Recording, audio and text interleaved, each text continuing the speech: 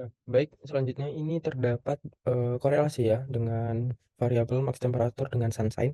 Jadi di mana ini kita mendapatkan menggunakan metode analisis regresi dengan durasi sinar matahari yang lebih lama tuh kita dapatkan bahwasanya dia, lebih cenderung untuk bisa mendapatkan suhu yang maksimum.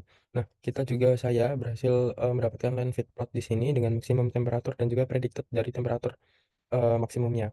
Nah, selanjutnya, kita dapatkan bahwasanya dengan metode regresi, interpretasi dari koefisien, sebesar sunshine di sebesar 0,8 sekian ini tuh bisa mendapatkan bahwa setiap tambahan 1 jam durasi sinar matahari itu berkaitan dengan kenaikan maksimum suhu yang sebesar dari korelasi tersebut atau 0,83 itu tadi. Nah, asumsinya bahwasanya variabel lain itu dianggap konstan dan apabila P value yang kita dapatkan ini 0,01 yang artinya lebih kecil dari 0,05 menunjukkan bahwasanya koefisien dari sunshine ini signifikan atau mungkin secara, statistik tuh tingkat signifikasinya 5%. Jadi, ini tuh berarti bahwasanya hubungan yang signifikan antara durasi sinar matahari dan juga maksimum suhu. Nah, dan interval kepercayaan itu mencapai 95%, yang ini tuh menunjukkan bahwasanya hubungan ini tuh signifikan secara statistik. Dan P-value-nya kita bisa lihat 5,29 hingga 0,01. Nah, selanjutnya juga didapatkan dari line feed plot. Ini tuh menunjukkan bahwasanya hubungan antara durasi sinar matahari, sunshine, dan juga maksimum suhu, temperatur ini tuh dengan garis regresi linear yang diprediksi.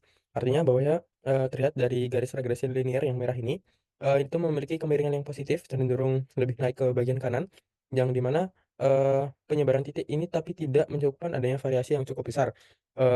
Ini tuh mengindikasikan bahwasanya ada beberapa variabel lain yang juga mempengaruhi dari maksimum suhu itu tadi. Nah, eee, analisisnya dari korelasi maks temperatur dengan sunshine, maka korelasi maks temperatur dengan sunshine ini menunjukkan bahwasanya scatter plot antara maksimum suhu dan juga durasi sinar matahari. Nah, di sini ada hubungan positif antara keduanya, ditunjukkan dengan adanya, garis regresi merah dan banyak data yang tersebar itu merupakan variasi yang cukup besar, artinya terdapat beberapa data yang bisa dibilang seperti nol lah atau tidak terdeteksi atau miss, dan segala macamnya. Nah, banyak titik juga di bawah dari regresi itu merah itu tadi itu menunjukkan bahwasanya faktor-faktor lain yang mungkin sekiranya bisa berperan untuk bisa menentukan adanya maksimum suhu dan durasi sinar matahari. Nah, di sini kita juga bisa menganalisis setiap grafiknya juga, bahwasanya grafik ini juga eee, menunjukkan dengan berita yang terkait, ini dari Asia Pasifik itu juga mengatakan bahwasanya suhu panas serta lamanya durasi matahari menjadi faktor utama kebakaran di Australia. Jadi teori dan literatur pun secara umum juga menunjukkan bahwasanya peningkatan suhu maksimum itu karena lebih banyak energi matahari yang diserap oleh permukaan bumi dan oleh pemanasan peningkatan. Nah, namun ada beberapa variabilitas yang besar di data menunjukkan faktor lain mungkin seperti kelembapan, kecepatan angin, kondisi atmosfer, faktor geografi yang juga mungkin bisa berperan dalam penentuan suhu maksimum itu tadi. Oke, selamat malam. Di sini saya akan menjelaskan sedikit mengenai analisis regresi yang saya lakukan dengan hipotesis yang berupa status kebakaran terhadap maksimum temperatur yang ada pada suatu support. Jadi untuk pertamanya saya itu melakukan perubahan pada status support karena pertamanya status support kan berupa teks dan itu tidak bisa dilakukan analisis regresi. Maka oleh dari itu saya mengubahnya menjadi setiap status support saya uh, assign angka dari 0 sampai 4 di mana 0 itu status support safe dan 4 itu status support burn.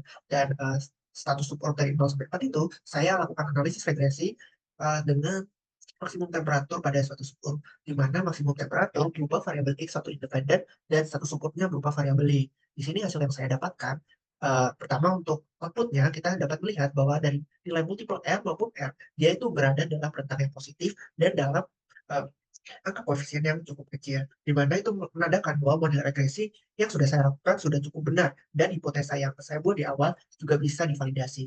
Selain itu, jika melihat pada grafik yang saya lakukan, itu emang sudah sesuai dengan grafik regresi pada umumnya, di mana kita dapat melihat adanya peningkatan yang stagnan dari kiri ke kanan seiring bertambahnya status indeks, yang berarti ketika statusnya 0 ataupun safe, maksimum temperatur yang ada pada suatu support rata-rata memang lebih rendah daripada di status indeks 4 atau subgroup yang tergolong dalam burn. Mungkin sekian dari saya, terima kasih. Untuk selanjutnya ada metode cluster. Metode cluster ini digunakan untuk clustering sunshine hour dengan minimum temperatur. Tujuannya adalah pengelompokan data dengan segmentasi tertentu dan penarikan insight yang akan dihasilkan. Kemudian di sini ada metode-metode cluster. Di sini yang pertama ada elbow method. Elbow method digunakan untuk membantu menemukan jumlah cluster yang optimal dalam clustering. Ini dilakukan dengan mengamati plot nilai inersia terhadap jumlah cluster. Jumlah cluster optimal adalah titik di mana penurunan inersia mulai menurun secara signifikan. Cara kerja dari elbow method ini, ya ini elbow method melakukan iterasi clustering untuk berbagai jumlah cluster dan menghitung inersia untuk setiap iterasi. Di sini diambil kesimpulan, semakin tinggi nilai inersia pada metode elbow, persebaran data semakin luas, maka pada kasus Bushfire ini didapatkan cluster optimal dengan nilai lebih dari 8. Seperti ditunjukkan pada grafik ini. Oke, untuk selanjutnya ada Silhouette method. Silhouette method ini digunakan untuk mengevaluasi kualitas cluster yang telah dibentuk. Ini memberikan ukuran seberapa baik setiap titik data cocok dengan cluster mereka sendiri dibandingkan dengan cluster lain.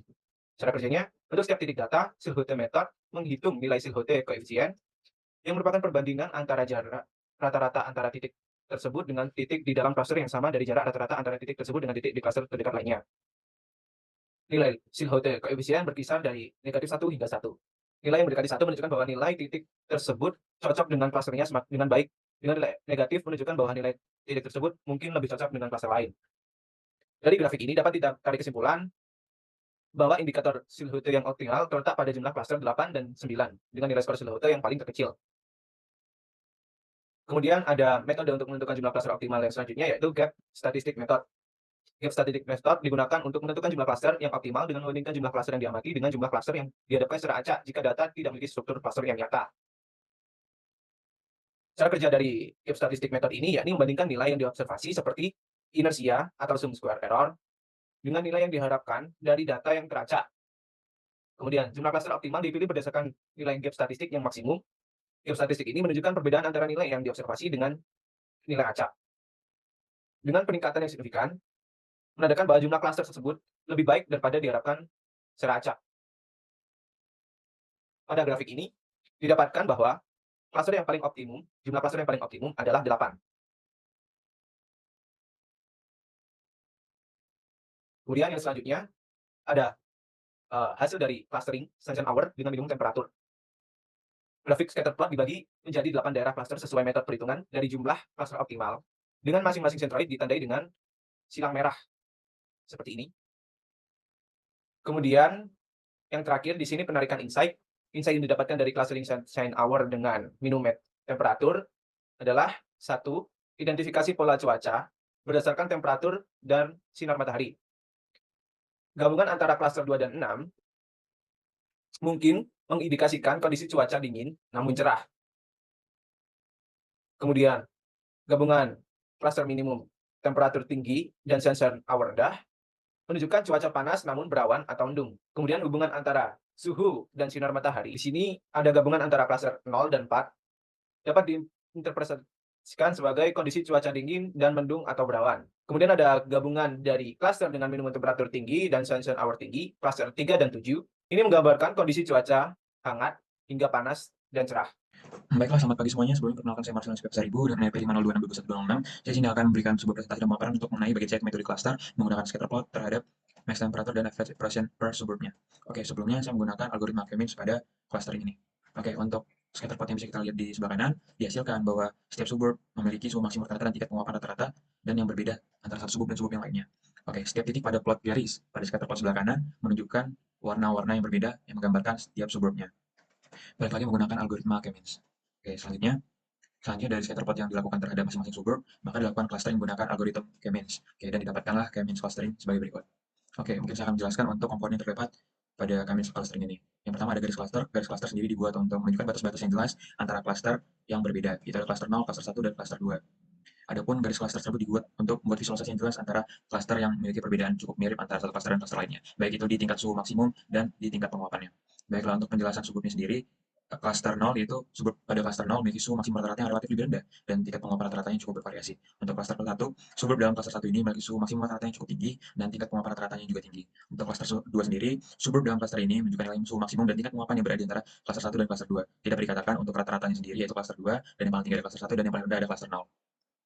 Baiklah, untuk kesimpulan sendiri, setelah clustering dengan max temperature dan rata-rata average pressure levelnya, didapatkan bahwa hasil clustering ini dapat membantu dalam memahami pola iklim di berbagai suburb dan mungkin berguna untuk analisis lebih lanjut dalam penanganan keadaan darurat terkait cuaca berdasarkan max temperature dan average evaporation level. Mungkin sekian dari saya. Terima kasih.